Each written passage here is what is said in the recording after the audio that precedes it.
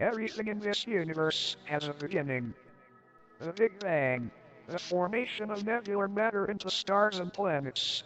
The first collections of amino acids in the Earth's oceans. The first creatures to leave them. The first mammals. The first primates that walked upright. The first religion. The first printing press.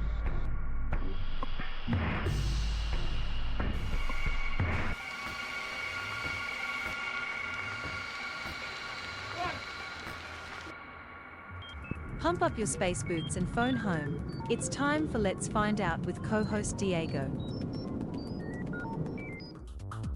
Live. To tape from the mothership. It's Let's Find Out with co-host Diego. Bigfoot, UFOs, Stargates, let's find out.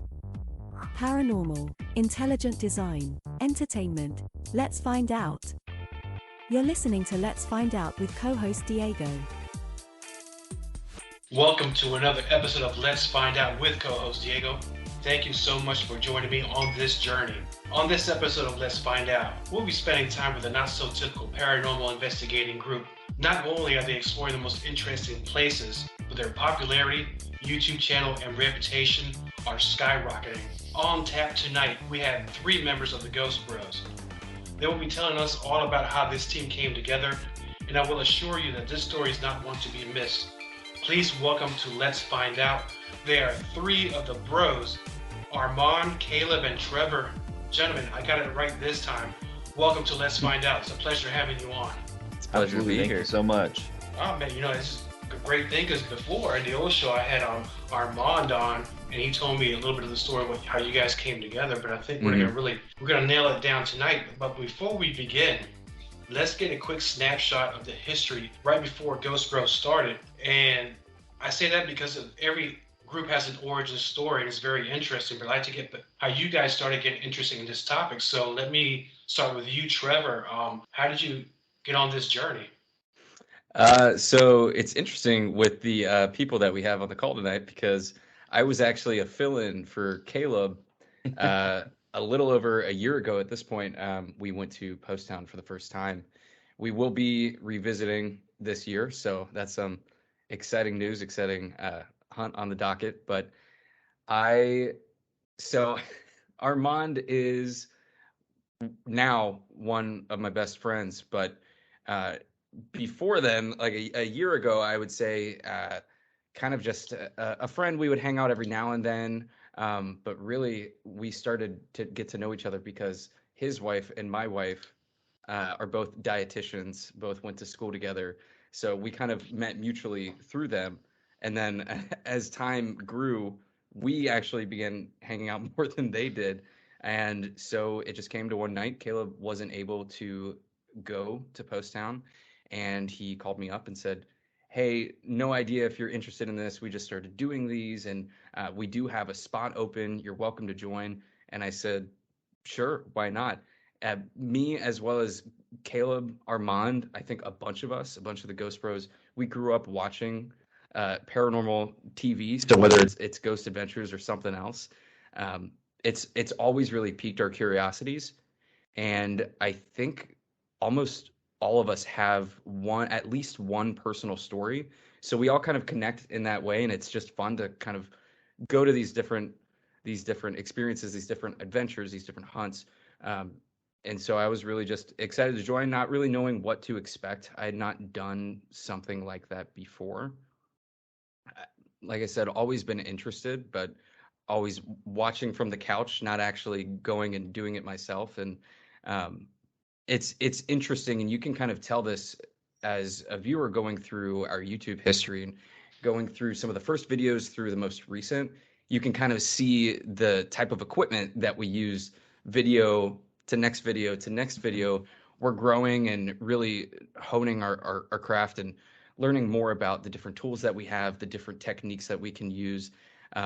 So yeah, way back when I was just a fill-in for Caleb, not really knowing what to expect, but it was a great experience, and I've been happy to be along for the ride.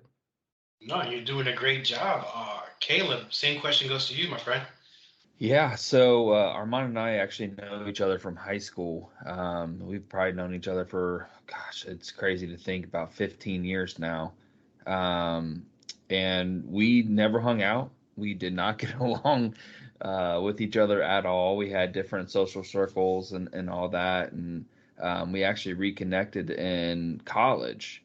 Most of our graduating class had moved out of state, and we were one of the lucky few to stick around and connected after we, I don't know, saw each other in the, I guess you can call it like a rec hall or something like that. Um, and yeah, we've been hanging out ever since. And one afternoon he had called me and was like, "Hey man, do you want to go on this?" I don't even know how he asked it, but I was bored and I kind of wanted to go tag along to kind of make fun of him a little bit, give him a little bit of jabs here and there. He needs But after that, we had gone on and done a few, and I enjoyed it, but got busy with work. He tried to replace me with Trevor, and I got a little offended, so I came back. And I had a couple of different little small experiences as a kid that I guess I could never really explain, but I never thought anything about it until we started getting into these investigations more. Then I was like, oh wow, that actually happened. It wasn't a dream. Right. Oh, I definitely understand where you're coming from there. Armand, my friend, go ahead with yours. No, I think like Trevor really summed it up well. I think that as most boys are, we like tag and stuff growing up, running around in different like places with your friends, and I think that this is just a grown-up version of that, as silly as it may seem, just like hanging out in a big abandoned building with your buddies in the dark with flashlights running around. There's something just really fun and nostalgic about that. Mm-hmm. And then like what Caleb and Trevor both said, the more we did this, the more serious we took it. And then that passion grew. I mean, it really did just start as kind of as a joke and just playing around. But as time went on, we all started taking it really seriously. And now here we are with you. Yeah, actually, I'm gonna dive into that here in a second. So you can really say that it's not really something that being in the younger years that you thought about doing as an adult. It's almost like the stars were aligned properly and the right group of guys got together. Yeah. Exactly. Yeah, this was not Mhm. some dream or any of those kids that had visions or felt like an empath or any of those things. This was just struck from passion of hanging out with your friends and doing something unique. One of the reasons I didn't completely in the intro go over the origin story because I can't do it any justice because you guys are living it. I actually have a tweet that I saved that you guys posted not long ago and on the Twitter, and That's dangerous. it is a little dangerous, so I had to cut it. No, it's actually I'm taking a sentence out of it. It goes a little something like this: Ghost Bros started as a joke, but after a few true encounters with the paranormal universe, things quickly changed. With just that one line, with this statement, less is more, because just that line says a lot about what you guys are doing. Because you said it started off as a joke, but you kind of, I want to use a clean terminology, you effed around and you found out what really was all about. Yeah. Mm-hmm. Yeah, and I just, as a side note, I want to take what you just said, the less is more. I'm sure we'll be coming back to that as we kind of dive in and talk about some of our content. But yeah, it's super interesting. Like I said, going into that first experience at Post Town, I did not know what to expect. I was there to just to build some friendships and get to hang out with a few buddies, meet some new people. But it's so interesting just thinking about all of my personal experiences at these places that we've been to. I'm sure all of us have different personal experiences because a lot of times we're splitting up. But to me, what the most interesting part about these hunts are is that we're getting unique experiences at each place. We might get some overlap as far as more general evidence, like a REM pod going off, or hearing a growl or something like that. But as far as take a look at Prospect Place, we're hearing vocalizations, or other place, I mean, Waverly, the video that we just posted, we literally have wet footsteps that we caught, and we have footage going in to that area before we were in there, nothing on the ground. And we're walking back out, REM pod was going off. So it's super cool to go to each new place kind of optimistic, not knowing that we're absolutely going to get something, because there will always be places where it might be more duds than others, but knowing that each place has its own history, each place has its own experiences to give and its own kind of personality. Yeah, so with that, and I know there's so many places you could probably choose from. How does the team choose a location? Is this by a vote of hands that I want to go here, or is it one or two people do the research and say this is a great place to go look? How do you guys decide where to go? So really, Armand is the leader, and that's why we had kind of voted him to talk to you first, because without him, honest to God, we would not be sitting here in front of you. None of us would be even remotely going to any of these locations. So he's been passionate forever, way before I even knew him. So it's been kind of cool to find out that, low key, he's been trying to go on these for a long time. So Armand is literally the most organized person I've ever met in my entire life. He has an entire list of all these places, and we kind of tried, I guess I would say, try to hit the closest ones first.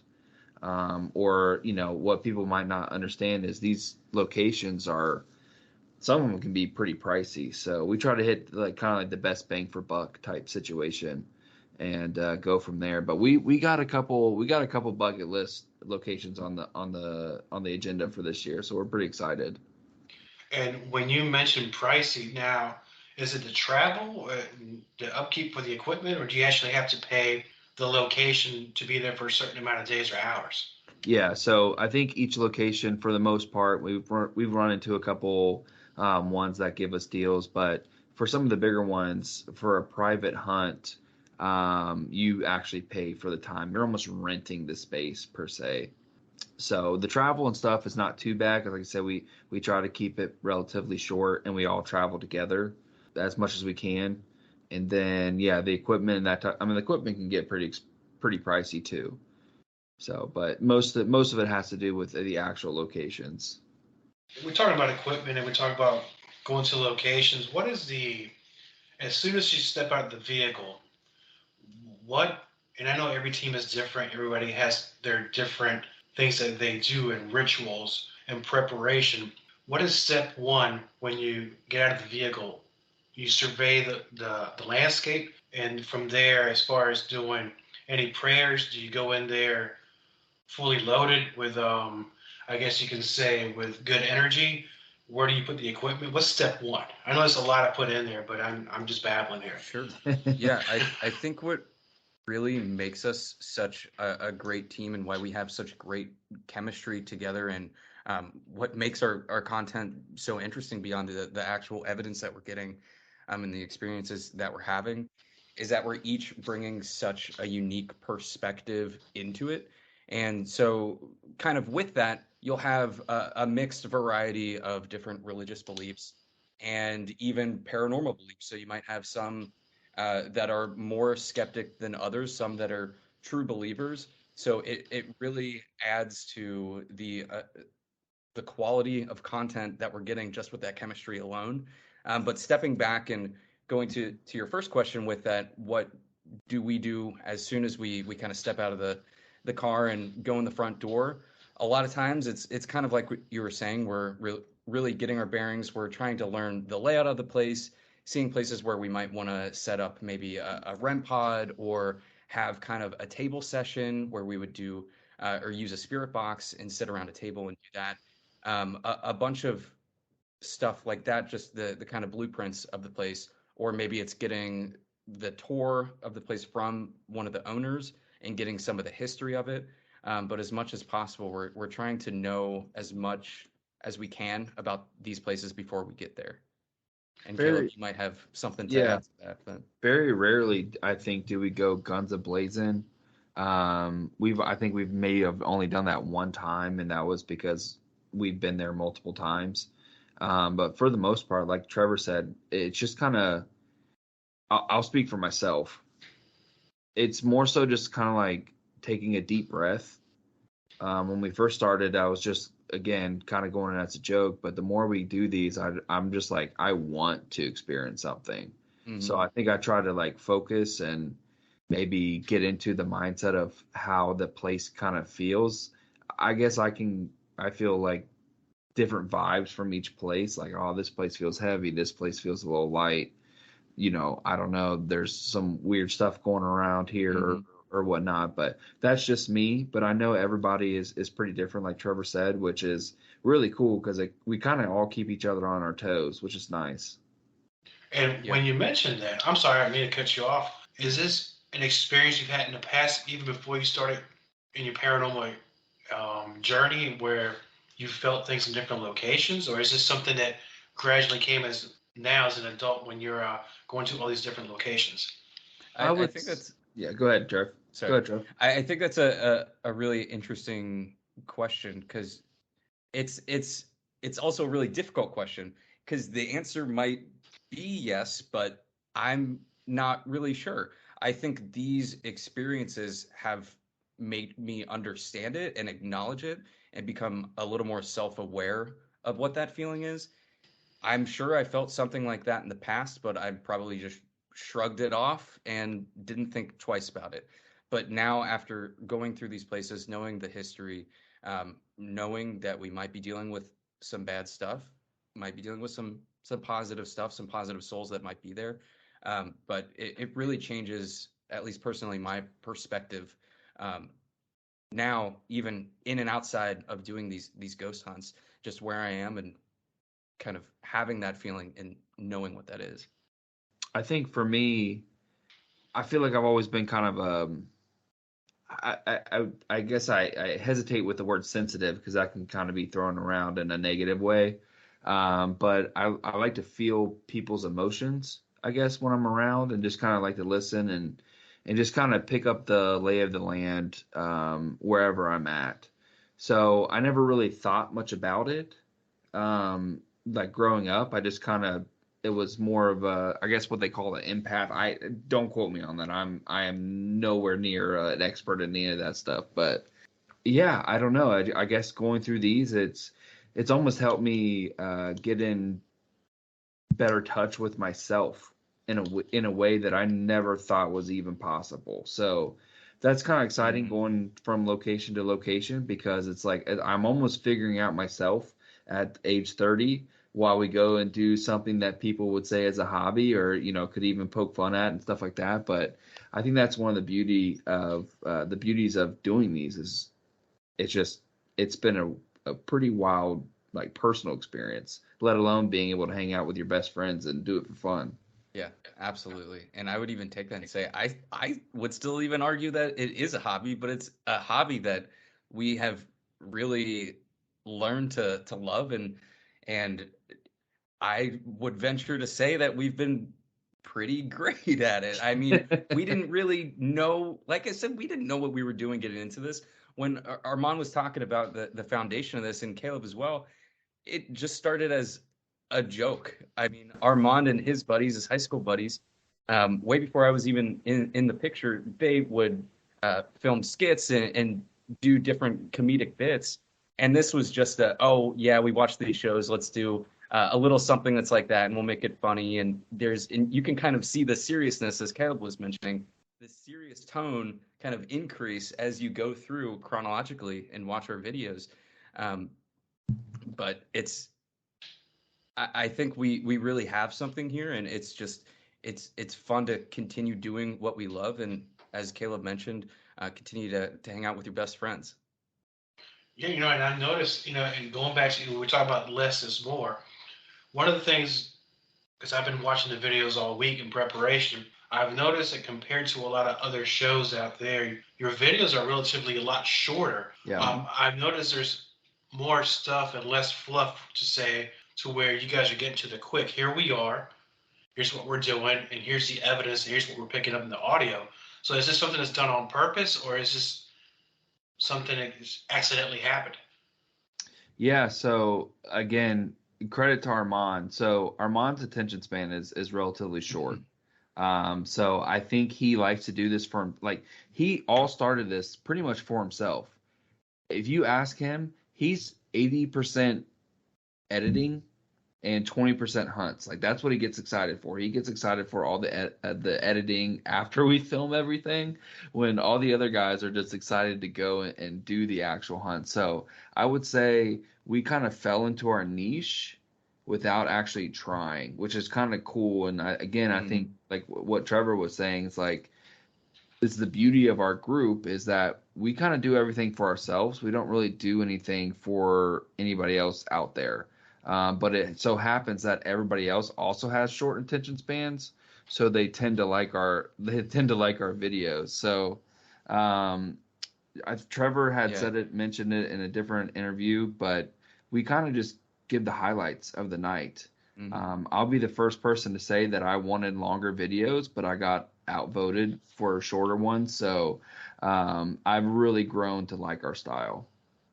Yeah, I think kind of with that is you watch some of these shows and maybe other paranormal groups, and it's completely nothing against them. I think for us, it's really a stylistic choice that we just want to maintain that brevity and maintain just showing the highlights, because that is personally our favorite parts of watching other people's content. Just kind of skipping through, maybe somebody has a timestamp that we can somebody commented and we can go to that and find that, but really getting it down to those top moments is what we are striving for with our content. And you'll see we have some videos that might be as short as 3 minutes, and that's because we didn't really get a lot there. So as Caleb and you, Diego, were mentioning, we don't want to add that fluff in there if we don't have to. I mean, at the moment, fingers crossed, we don't have a deal with Travel Channel or anything that we need to keep it to 25, 30 minutes or even to an hour. So it's really up to us, and that is our stylistic preference, and it seems to be working. You know, I wouldn't be surprised if somebody out there wouldn't offer anything, because there's, and I don't mean anything by what I'm saying, but there is a ton of credibility in the work that you guys do, and the evidence speaks for itself, because it's just not the average I can't even say that word, over sensationalized reaction that some people have to where you guys are not just running, jumping out the window scared or oh my God, every 5 seconds. I mean, this is the real deal. Yeah, absolutely. And I mean, you can see it on our faces in a lot of these videos. These are raw reactions. I say I didn't know what I was doing going into Post Town. We don't know what we're getting ourselves into in a lot of these different places. We might know a little bit of the history, but you don't completely know what's going to go on until you're actually experiencing it. So if we hear, I mean, there have been multiple times where we've heard whistling or vocalizations or conversation that sounds like it's above us, a floor above or a floor below, or footsteps. I mean, you can see our faces, our mouths are just open, looking at each other like, what the heck just happened? And we can't explain it. So it's really fun to even go back and rewatch that and see our own reactions that we might not even know that we were making in the moment. And I think a lot of times too, what people won't see on our videos is that we actually probably get a little bit more, but we're not certain that it's 100%, I guess, believable per se. So we actually just cut it out. Like anything that you see, we're 100% certain like this was the real deal. Outside of that, if we're not 100% certain or 95 plus, we don't even put it in there, just because it's like everything in this field is credibility. If your credibility is shot, then why do it?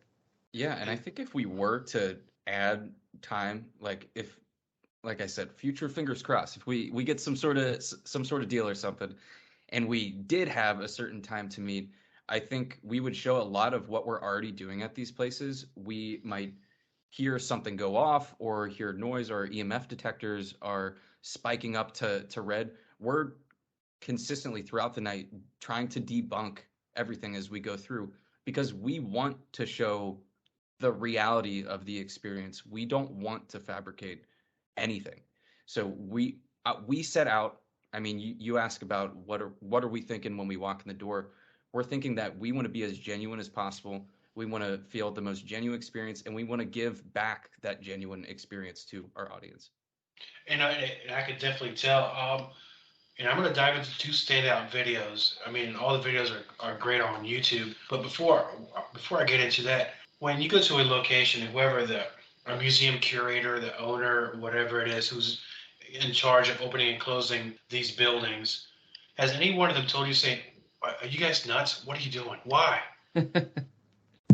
I don't think anybody's ever asked us if we're nuts. One of our own guys did at Blackford County Jail. He was like, of all the things to do with your free time, why and go and search one of these? So, but no, I think maybe our wives. I think those are the only people who ask us why we do these and if we're crazy or not. Yeah, I don't some know of them about just you, don't Trev. want to know about it.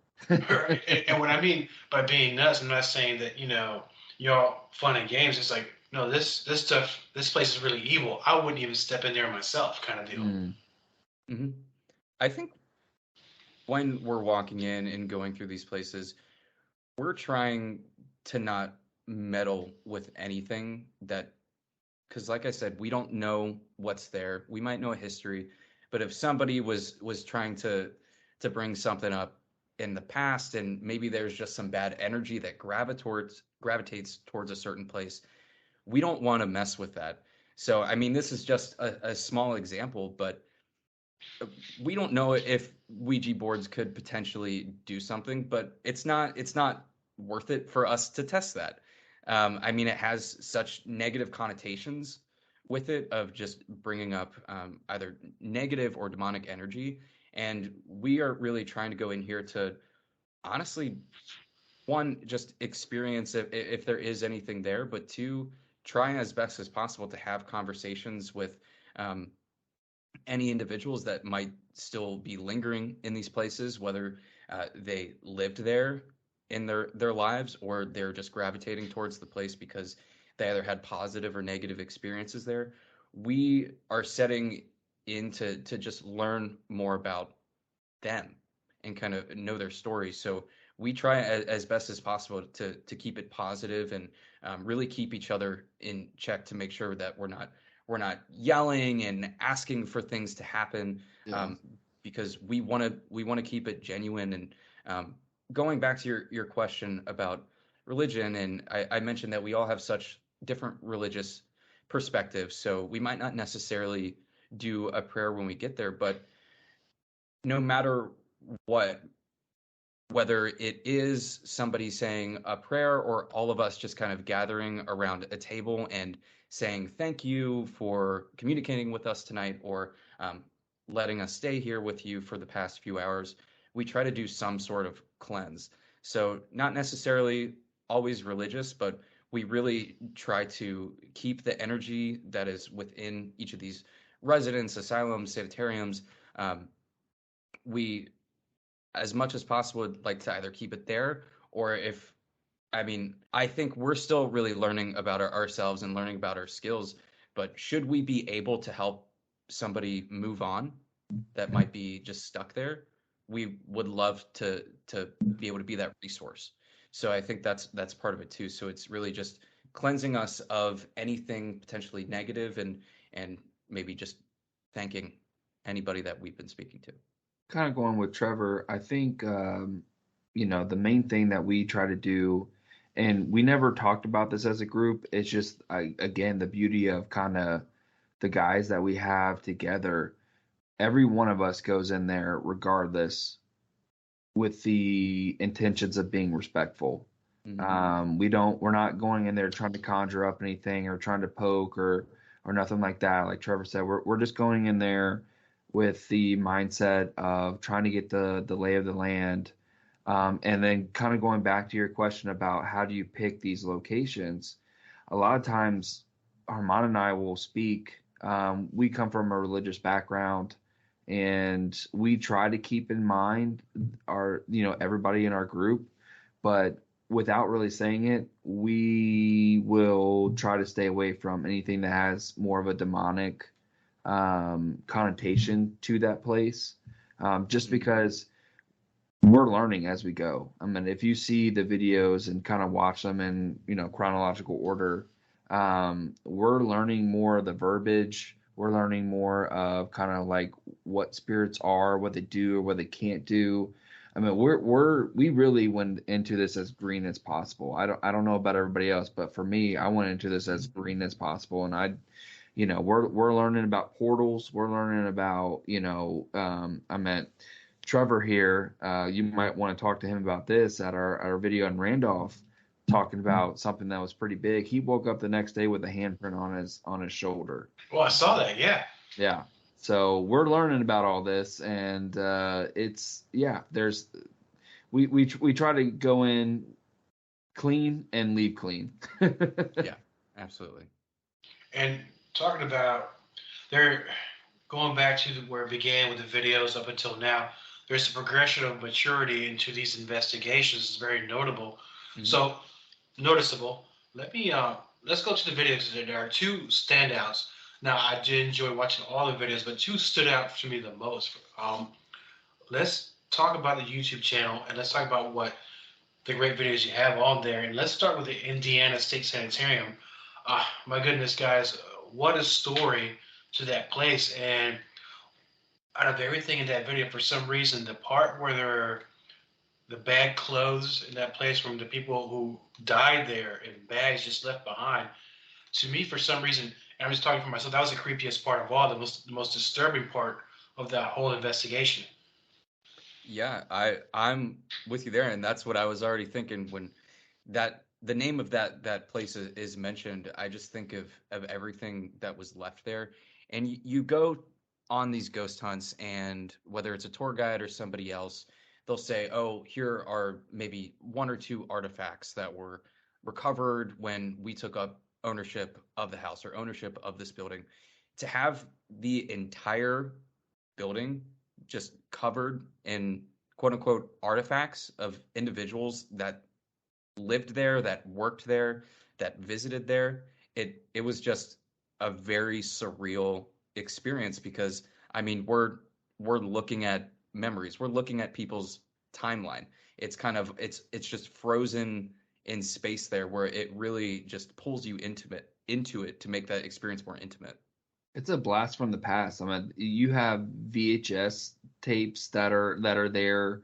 I mean, I think we saw like the Matrix, like the original Matrix video that was like, I mean, it's really crazy. I mean, you go into the storage unit and you have files upon files of social security numbers. I mean, like that place legit just closed down.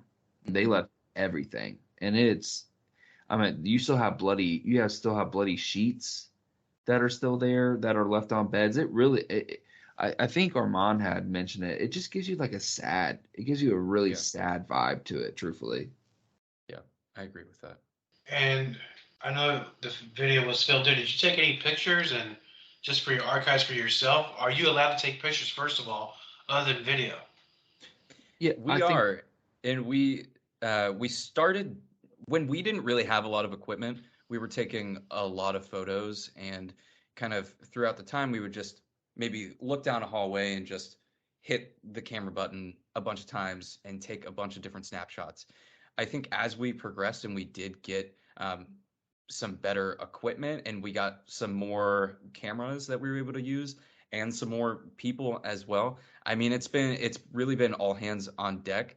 And there's at times now that we've been doing the Estes method, I mean, I'll have headphones with me, I'll have a spirit box, I'll also have a camera on me, a flashlight. So at that point, we haven't really been thinking about taking pictures as much as we used to when we first started this. But that's a great question, and something that I've been thinking about as well. And I think we try to take a few, but really it just pales in comparison to the evidence that we're able to get on footage. I think a lot of times, at least for me, video speaks louder than a picture to me. So when we're going around, I just try to capture what essentially, I don't know, just that it just like catches my attention, or something that I think the audience will be like, wow, this is real. Because when you talk about ghosts, when you talk about spirits and like ghost hunts, it's like people, for the most part, at least growing up for me, especially in the religious community, you kind of like, I don't know, just kind of toss it to the side, or it's just a joke, or you can think of like Scooby-Doo or something like that. But like when you're in it in the moment, all that stuff goes away, and you're looking at the past. You're looking at all this history that's here from so many people that have walked through these doors or walked through these halls or have sat in these chairs, and it's like pictures don't do that justice. Videos in the I guess the heaviness of some of these places that we go to. You were saying ISS or Indiana State Sanatorium and Whispers Estate. Whispers Estate has a wild history to that place. That was a cool place to go to.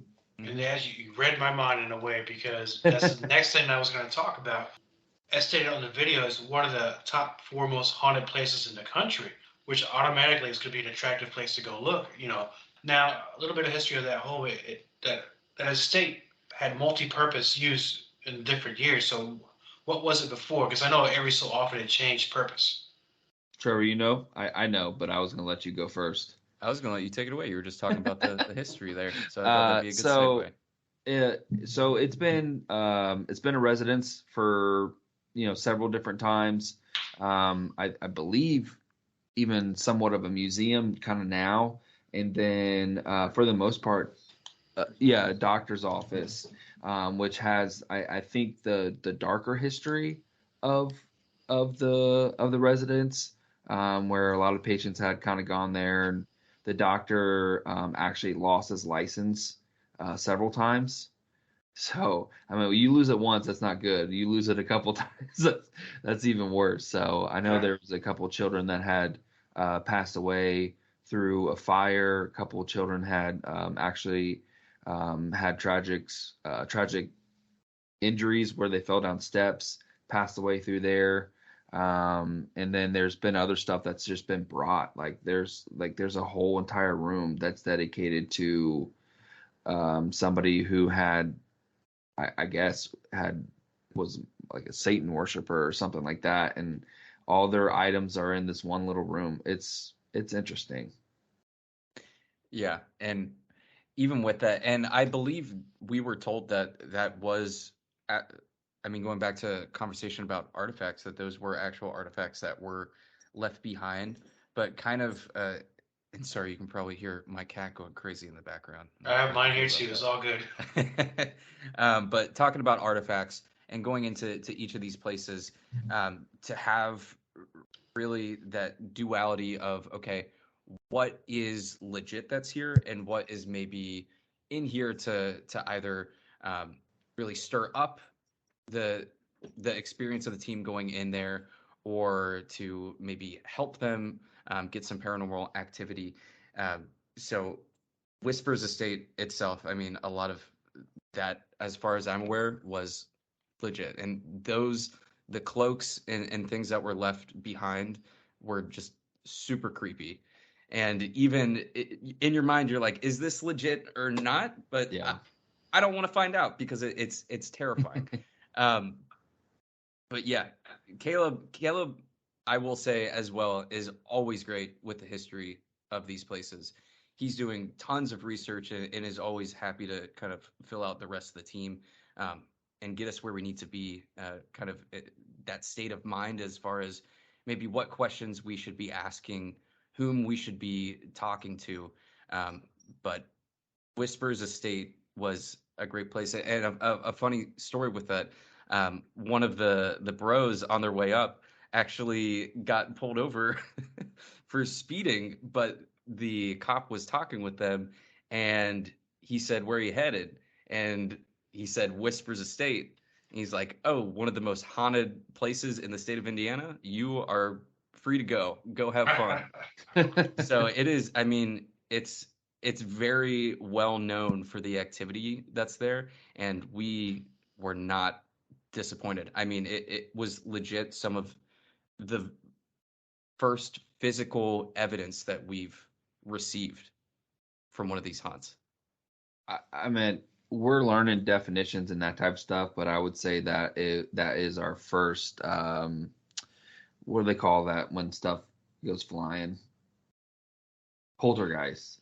Yeah, I believe that's our first poltergeist type evidence that we've ever gotten, which was terrifying to say the least. Just kind of going through that video in itself, we were touched multiple times. In the video in particular, it starts off, Trevor and I are actually going up the steps, and I have a pretty thick football jersey on at that time, and I felt like somebody was almost like politely trying to get it around me up the steps, and I turn around, I'm like, did you just touch me? And Trevor's like 7 steps behind me. There's no way he can actually physically touch me. And then literally the next second, the REM pod goes off in front of me. Like somebody had just passed me.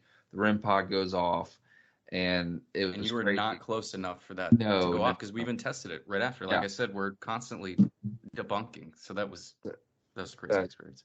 Going back to the the table sessions, we like to call them table sessions with EMF readers and stuff like that. Spirit box. We were all there. Armand had set up a camera on the fireplace, which in itself is supposed to be like a pretty active hotspot in that regards. Moments before we had our craziest, I think, experience, that camera went flying off of the fireplace. If you check it close enough, Trevor is sitting on the edge of the table with another one of our buddies, and they actually both look at the same direction where the camera falls off or flows to. And then, moments later after that, one of our buddies, who is the biggest skeptic, he does not believe whatsoever, and he will go in there to protect himself as our comic relief. And he will ask, is there a ghost next to me? And literally within, I don't know, it was moments, his phone gets just pulled off the table.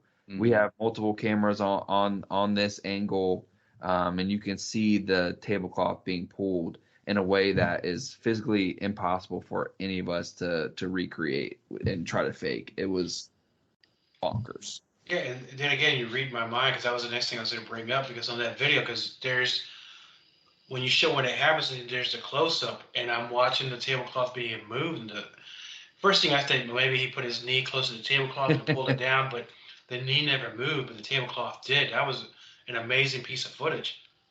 Yeah, and that look you see on his face, that is his what face? I mean, like Caleb said, he's the biggest skeptic. He's the one that said at Blackford County Jail, why the hell do you guys even do this? He hasn't been back. He hasn't been back. He has not been back since. We're hoping to get him in one of our upcoming ones, but it's really cool to see one of the most skeptical individuals that we have in the group experience something like that, because it just makes it all the more real. And even that first thing falling, so the tripod falling right behind me, we just shrugged it off. Maybe it wasn't placed well. And then it didn't even click until I was watching the video that it was almost right after that when the phone was striked off. And I mean, we were looking at where the tripod was. It wasn't leaning off the edge or anything. It had to have been tipped over somehow. And we put it back in the same spot, and it stayed there since. So it was just a crazy, crazy night. No, it's all amazing footage, and I encourage the listeners of Let's Find Out to go on their YouTube page and binge watch it like I did. Great stuff. And so now that you have all these investigations under your belt, and things are progressing and your channel is growing in popularity, where are you guys headed next? I think right now we're really, I mean, as Caleb said, we're still learning definitions. I would say, even though we're more than a year out at this point, and as we jump into 2023, I think we're really just wanting to continue to learn, maybe do research on different techniques. So Estes method was something that we started doing kind of midway 2022 towards the end of 2022. So interesting techniques like that might be able to get us more experiences. But at the same time, right now, kind of offline, outside of these different adventures, these different hunts and experiences that we have, we're trying to hone our actual brand. What is Ghost Bros? Who is Ghost Bros? So we're really looking forward to putting something together, and for our audience to kind of know us a little bit better, and whether that's doing interviews like we're doing with you, or doing interviews just amongst ourselves. We want to publish that kind of content too. So a lot of exciting things to come with us that are, yes, our bread and butter is always going to be the ghost hunts that we do. That's our foundation, but we are really looking forward to having some supplemental content on there that just lets the viewers get to know more about us and more about just the hobby for us itself, the profession for others, learn more about what they're doing, what's worked, what hasn't, and just kind of talk and shop with other paranormal investigators. So kind of to go off of Trevor, we have pretty much this entire year planned out already for that, but so we're pretty excited with that. But really, the newest part, as Trevor was saying, we're actually releasing our own kind of interviews. Like you said, we're actually talking to Nate here in a little bit, but it's going to go into detail about some of our investigations because our videos are so short. We're going to kind of get a little bit more into kind of like what the night was like, or maybe the experiences that we got as individuals. Get to knowing us individually a little bit more, just because, again, we don't really say a whole lot on our videos. It's more just like the highlights of each investigation and that type of stuff. But we want people to kind of get to know us. I think we're decent people. That'll be for everybody else to kind of judge. But yeah, we're excited about that, and to kind of get more involved in the actual paranormal community itself. So along with those interviews, we're actually reaching out to multiple different content creators themselves to try and spotlight other people's pages and kind of what they're doing. And, the cool thing that's going on right now in the amateur paranormal community is collabs. So we're trying to feature a bunch of different people and maybe actually collab ourselves with one or two groups this year. So we'll see. Awesome. Nothing but up and up for you, gentlemen. And for the listeners of Let's Find Out, and I know we talked about YouTube, but where else can they learn more about what you guys do? Where can they learn more about Ghost Bro and your investigations? Yeah, we're on YouTube, like you mentioned, but we're also on Twitter, we're on TikTok, we're on Instagram, and all of those, I believe, as I mentioned, we're really looking through our brand right now, but I believe all of those are so the @ symbol, and then Ghost Bros 513. Awesome, and thank you so much for being on the show. And if you don't mind, come back on later this year, because I know you'll probably have several investigations under your belt. Let's talk about that, and I know we can talk about 2024. As this train keeps rolling, I would love to have you back on the show. So one of the cool things that we have that we're all looking forward to is here in a couple weeks, we're actually going on a road trip.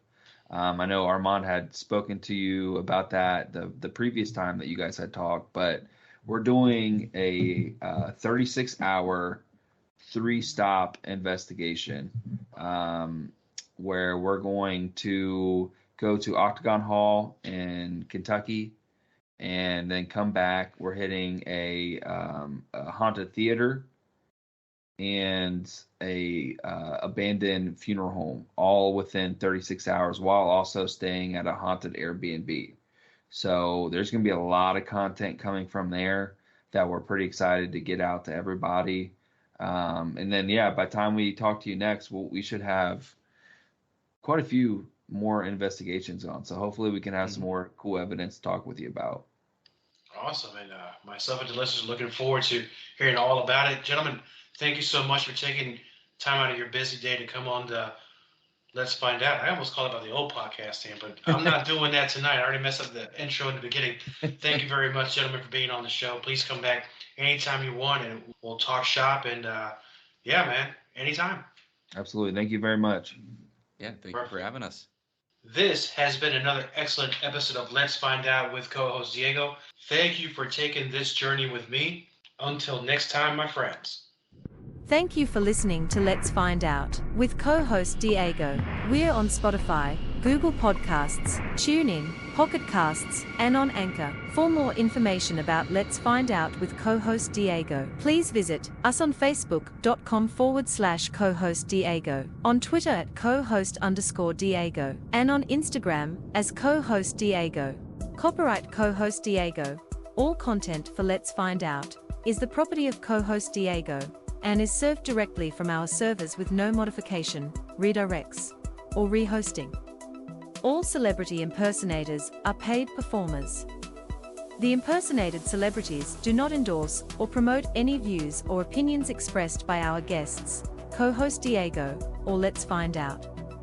The information shared on Let's Find Out is provided on an as-is basis with no guarantees of completeness, accuracy, usefulness, or timeliness.